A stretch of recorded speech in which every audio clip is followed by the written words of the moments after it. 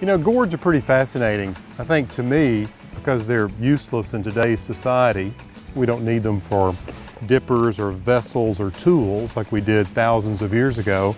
But I do think they have a place when it comes to decorating. That's why I keep them around. It can be really cool for any kind of table decoration you might want to do, something kind of fun and funky, or something for the holidays. Just look at some of these. This is a dipper gourd. It would be used to dip water. And this is a bird's nest gourd.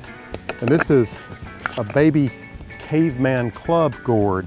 We also have snake gourds and also one called an apple gourd growing right here on this trellis. They're wonderful. I planted them back once the soil got warm in the late spring. And the vines, well, they just grew like you cannot believe. And they've produced all these different gourds. And the best time to collect them, if you want to dry them, is when they begin to turn. Of course, I'm picking some of them green because I want to use them for a tablescape. But what you ideally want is for them to begin to dry like this. The seed will rattle. It takes about 3 to 4 months for gourds to dry. You want to keep them in a cool, dark, dry place. And if they begin to get a little bit of mold on them, you want to wipe them off with a dilute solution of chlorine, and that will keep the mold at bay and let them dry completely. From the garden home, I'm Alan Smith.